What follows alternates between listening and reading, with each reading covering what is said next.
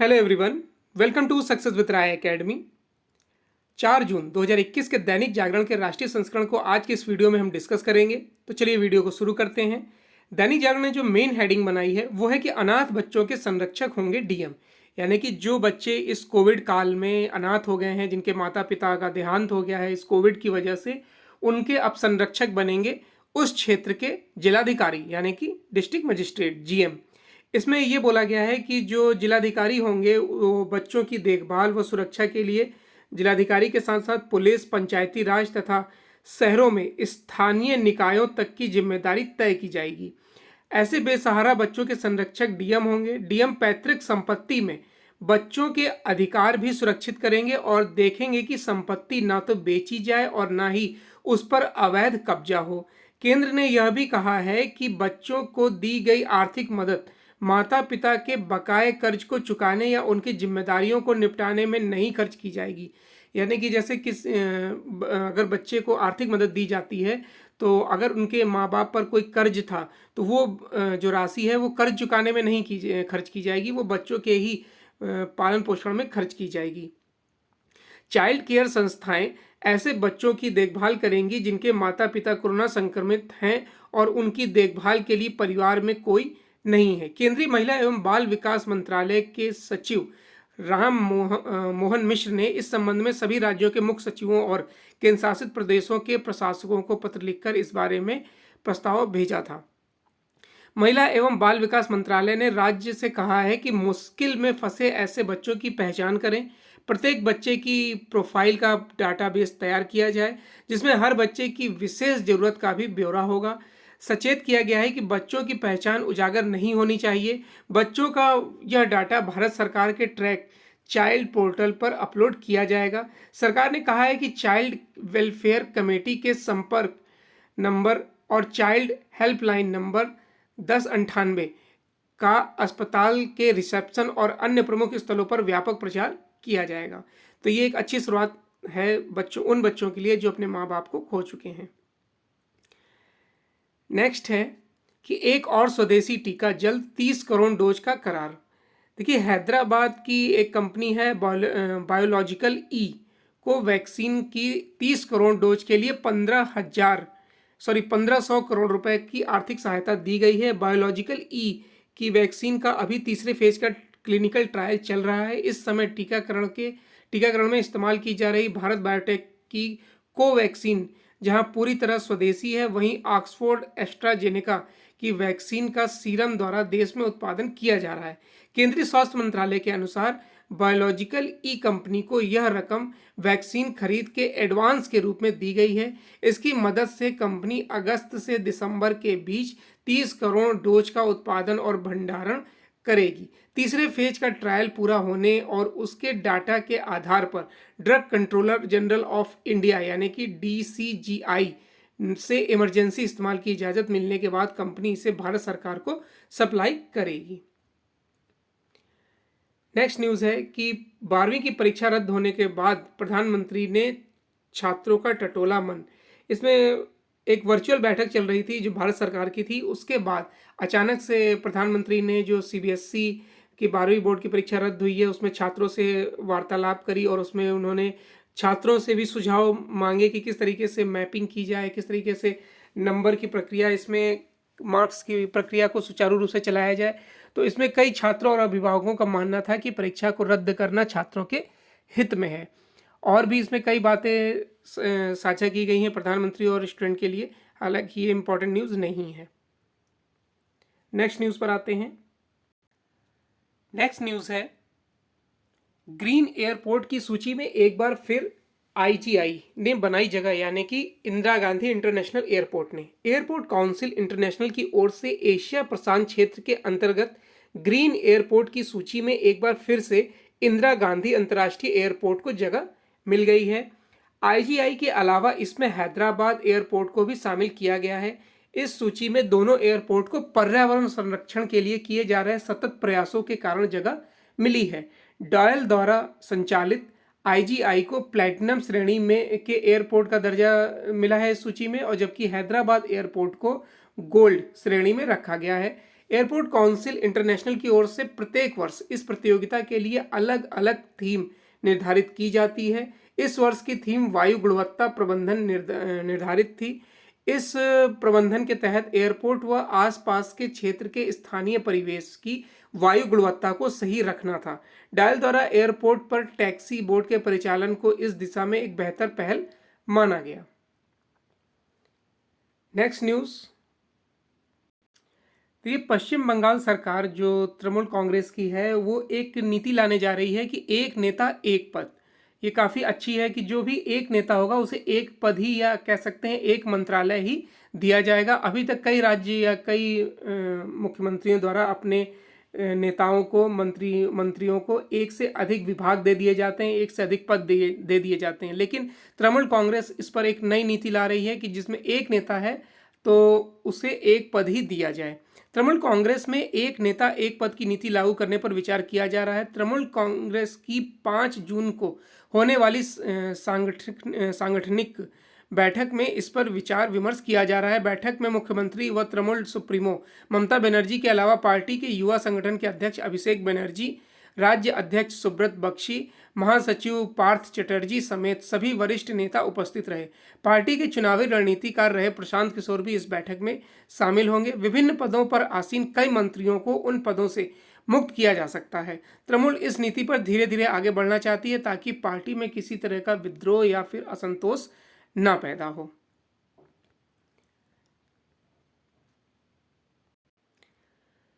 Next news है business page से। Business page की जो पहली न्यूज़ है कि तमाम दावों के बावजूद गेहूं के भंडारण में निकल रहा खाद्य निगम का दम। देखिए, चालू जो रबी मार्केटिंग सीजन में रिकॉर्ड तोड़ खरीद को देखते हुए गेहूं के सुरक्षित भंडारण को लेकर भारतीय खाद्य निगम यानी कि एफसीआई की सांसें फूलने लगी हैं। गेहूं की सरकारी खरीद अब तक रिकॉर्ड 4.11 करोड़ टन से अधिक हो चुकी है। वहीं कुल खरीद का लक्ष्य भी बढ़ा दिया गया है। गेहूं के इस भारी स्टॉक के भंडारण के लिए सुरक्षित गोदामों की किल्लत हो सकती है।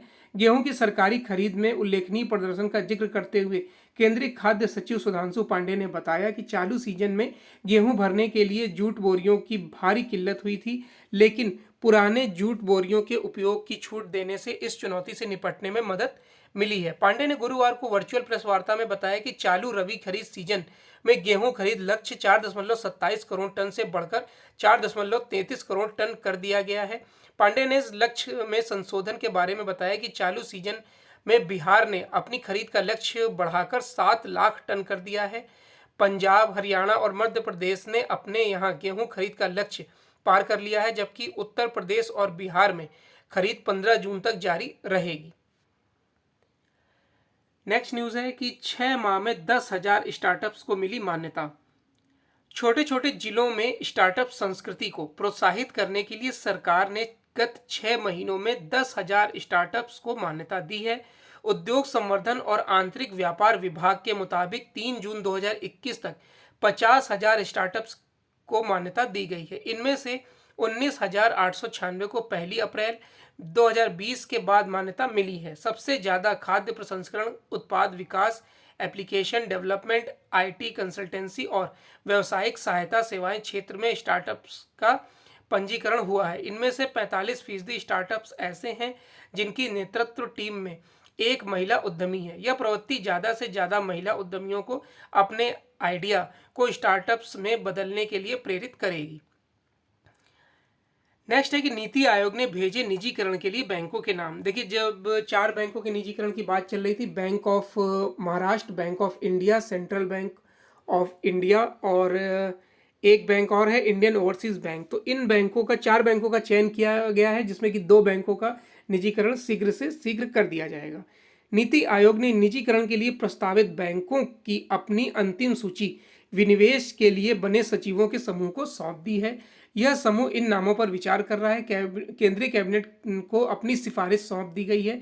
इन नामों पर अंतिम फैसला केंद्रीय कैबिनेट लेगा। चालू वित्त वर्ष के लिए आम बजट पेश करते हुए वित्त मंत्री निर्मला सीतारमण ने 2 सरकारी बैंकों और 1 साधारण बीमा कंपनी के निजीकरण की घोषणा की थी। नेक्स्ट पेज है हमारा एडिटोरियल पेज। एडिटोरियल पेज में जो पहला आर्टिकल है वो लिखा गया है, पूर्व प्रोफेसर एवं पूर्व कुलपति गिरिराज मिश्र द्वारा, और आर्टिकल भी एजुकेशन से रिलेटेड है कि तलाशना होगा परीक्षा का विकल्प। देखिए, कोविड काल में जिस तरीके से सभी एग्ज़ाम कैंसिल हुए हैं, आप कह सकते हैं कि क्लास फर्स्ट से लेके इंटर तक, यहाँ तक कि ग्रेजुएशन में भी जो थर्ड ईयर के एग्ज़ाम हैं उन्हें कराए जाने की बात हो रही है। बाकी फर्स्ट ईयर और सेकेंड ईयर के एग्ज़ाम कैंसिल कर दिए गए हैं, यानी कि उन्हें प्रमोट कर दिया गया है। उसके बाद कितनी ऐसी प्रतियोगी परीक्षाएं हैं जिन्हें आगे की डेट्स के लिए टाल दिया गया है। तो उस पर अब इस आर्टिकल में ये बताया गया है कि किस तरीके से हम जो छोटी क्लास है, यानी कि 7th 8th 10th, इन सब को अब विकल्प तलाशने होंगे, क्योंकि कोरोना वायरस जिस तरीके से कभी घट रहा है कभी बढ़ रहा है, अब तीसरी लहर आने की बात की जा रही। तो इन सब को देखते हुए शिक्षा प्रभावित ना हो, बच्चों की शिक्षा प्रभावित ना हो, इसको लेकर कदम उठाने की आवश्यकता जताई गई है। कोरोना वायरस की उल्टी सीधी चाल के चलते लंबी खिंची कोविड महामारी के बीच हो रही उठापटक में चाहे अनचाहे देश की आर्थिक, सामाजिक, सांस्कृतिक और शैक्षिक जीवन की अब तक की स्वीकृत सामान्य व्यवस्थाओं में बहुत सारे बदलाव करने पड़ रहे हैं। इसके फलस्वरूप अब हर किसी को नए सिरे से अपने को व्यवस्थित करना जरूरी होता जा रहा है।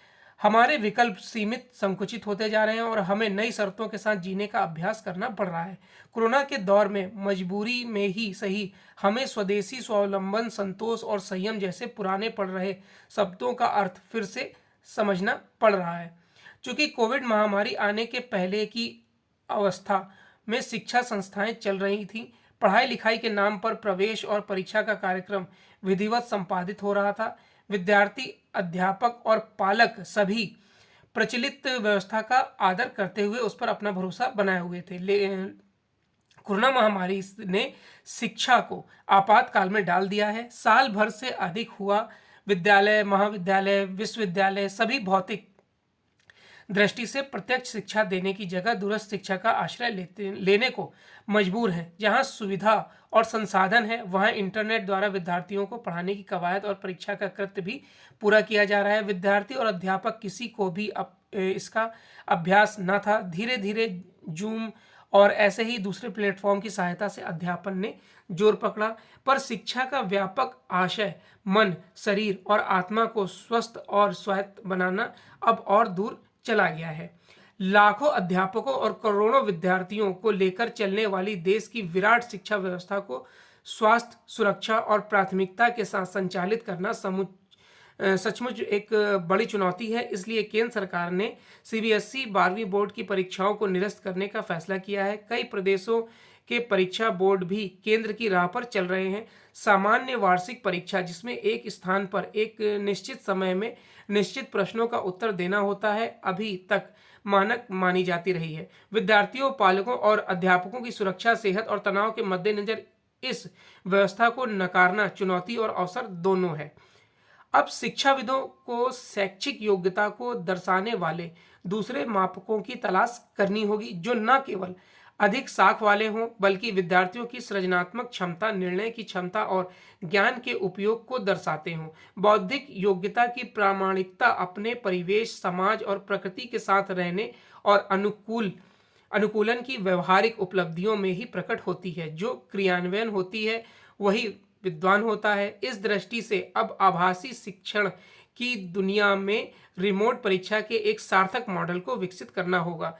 देखिए, अब अगर इस कोरोना काल से देखा जाए तो विश्व की जो एजुकेशन प्रणाली है, शिक्षा प्रणाली है, वो अब ऑनलाइन की तरफ पूरी तरह से बढ़ जाएगी, क्योंकि अभिभावक भी अब ऐसी स्थिति में अपने बच्चों को स्कूल भेजने से डरेंगे और पीछे हटेंगे। जैसा कि कल ही एक वर्चुअल बैठक में प्रधानमंत्री मोदी का धन्यवाद जताते हुए कई अध्यापकों ने बोला कि परीक्षा स्थगित करना ये छात्रों के हितों में था। यानी कि अभिभावक कोरोना काल से डरे हुए हैं और अपने बच्चों को वो किसी भी तरह के रिस्क में नहीं भेजना चाहते हैं। नेक्स्ट आर्टिकल है कि ऊंची छलांग का अवसर देती तकनीक, और ये आर्टिकल लिखा है नीति आयोग के सीईओ अमिताभ कांत द्वारा। अच्छा आर्टिकल है, देखते हैं इसे। कोविड महामारी की दूसरी लहर अपने साथ निराशा लेकर आई है। शुक्र है कि लॉकडाउन और टीकाकरण से संक्रमण के मामले कम हो रहे हैं। हालांकि इस अंधेरे के बीच हमारी अर्थव्यवस्था में कुछ रोशनी दिखाई दी है। नई स्टार्टअप कंपनियों के साथ देश में उद्यमिता का उदय हो रहा है। Banking tech startup zeta Bharat में नवीनतम यूनिकॉर्न बन गया है, जिसमें केवल 4 माह में 2020 की टैली 13 यूनिकॉर्न तक पहुंच गई है। भारतीय यूनिकॉर्न पर मार्च 2021 में जारी की गई क्रेडिट स्विस रिपोर्ट में स्पष्ट किया गया है कि वित्त पोषण और कारोबारी माहौल के बदलाव के कारण भारत में 240 अरब अमेरिकी डॉलर के संयुक्त बाजार पूंजीकरण के साथ 100 यूनिकॉर्न अस्तित्व में आए हैं। आज भारत में विश्व स्तर पर यूनिकॉर्न की तीसरी सबसे बड़ी संख्या है। यह देश द्वारा अभूतपूर्व गति से प्रौद्योगिकी को अपनाने से संभव हुआ है। आधार पहचान प्रणाली के माध्यम से भारत ने आज डिजिटल पहचान को बदल दिया है। आधार, बैंक खाते और मोबाइल फोन को एक साथ जोड़कर हमने वित्तीय समावेशन का और विस्तार किया है और सिस्टम लीकेज को कम किया है। प्रत्यक्ष लाभ हस्तांतरण यानी कि डीबीटी, डायरेक्ट बेनिफिट ट्रांसफर, सरकारी धन के वितरण का जरिया बन गया है। यूनिफाइड पेमेंट इंटरफेस यानी कि यूपीआई प्लेटफॉर्म ने डिजिटल बैंकिंग को सुलभ बना दिया है। इसी तरह जलवायु परिवर्तन के लिए हमारी प्रतिबद्धता ने नवीकरण ऊर्जा के क्षेत्र में उल्लेखनीय प्रगति हासिल की है। भारत ने 1.99 रुपये प्रति किलोवाट की रिकॉर्ड कम कीमत हासिल की है। इस प्रकार कम लागत के स्मार्टफोन पर समृद्ध डाटा से फिनटेक, एडुटेक, लॉजिस्टिक्स और अक्षय ऊर्जा क्रांति को बढ़ावा मिला है। आज आसान डाटा प्रबंधन, सुरक्षा और उपयोग का मूल्य असाधारण तरीके से बढ़ गया है। युवा एंटरप्राइज डाटा के प्रबंधन के लिए डाटा सुरक्षा समाधान प्रदान करता है। इसका दावा है कि 4000 से अधिक कंपनियां इसकी ग्राहक हैं। जाहिर है कि उद्यमियों द्वारा विकसित किए जा रहे विकास के ये उभरते क्षेत्र आर्थिक विकास, जीवन की गुणवत्ता में वृद्धि करने और जीवन को आसान बनाने के लिए अनुकरणीय उत्प्रेरक बनने के लिए तैयार है। निसंदेह यह कठिन समय है, फिर भी इन यूनिकॉर्न की रोशनी से आशा की झलक मिल रही है। आगे हमें विकास के उभरते क्षेत्रों genomics, artificial intelligence, clean and connected mobility, green hydrogen, advance cell chemistry में कदम रखने का प्रयास करना चाहिए। ये सभी बड़े अवसर के क्षेत्र हैं। हमें लंबी छलांग लगाने के लिए औद्योगिकी का प्रयोग करना चाहिए। मौजूदा महामारी हमें उन्हें अपनाने में तेजी लाने के अनूठे अवसर प्रदान करती है। नेक्स्ट न्यूज़ है अनाथ बच्चों की सुध। सबसे मेन हेडिंग थी दैनिक जागरण की, उसमें इस आर्टिकल को लगभग डिस्कस कर लिया गया है। तो नेक्स्ट पेज की तरफ आते हैं। नेक्स्ट पेज है इंटरनेशनल पेज और इसमें पहली न्यूज़ है कि चीन के ग्वांगझो में तेजी से फैलने वाले वायरस ने बढ़ाई चिंता।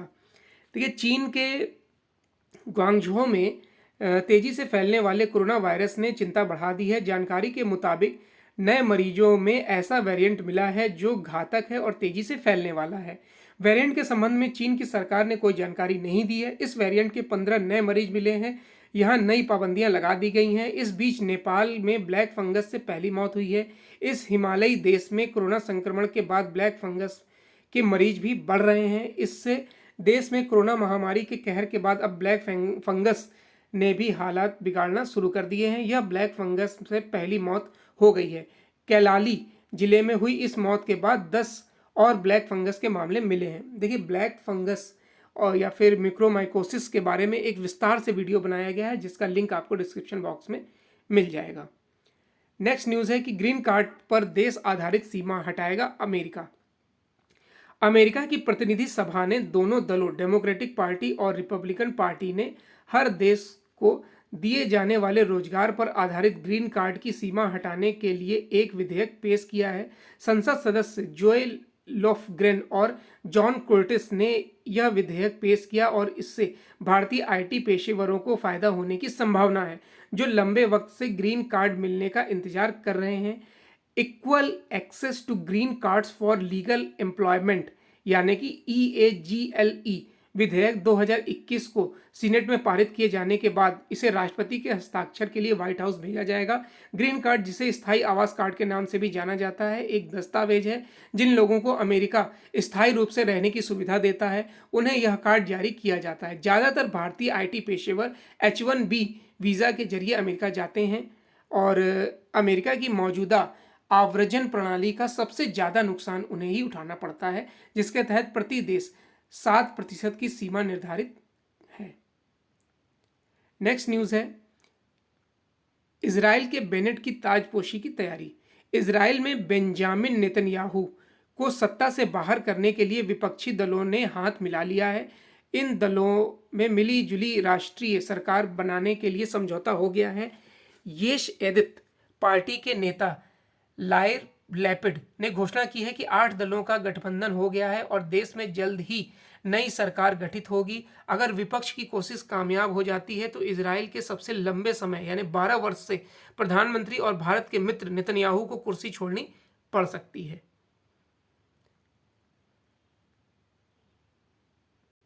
स्पोर्ट्स पेज की एक न्यूज़ है कि पीएम मोदी ने टोक्यो ओलंपिक की तैयारियों का जायजा लिया है। देखिए, जो टोक्यो ओलंपिक है उसको भी अब कैंसिल करने के कुछ स्वर उठ रहे हैं, क्योंकि जापान में लगातार केसेस बढ़ते जा रहे हैं।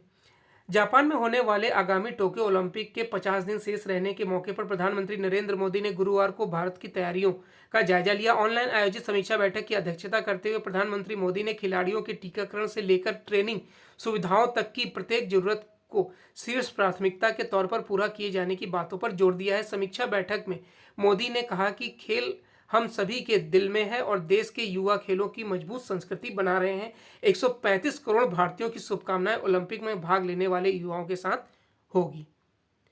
तो ये आज का यानी 4 जून 2021 का दैनिक जागरण का राष्ट्रीय संस्करण था। आई होप आपको वीडियो अच्छा लगा होगा। अगर आपको वीडियो अच्छा लगा तो लाइक और शेयर कर दीजिएगा। वीडियो देखने के लिए धन्यवाद।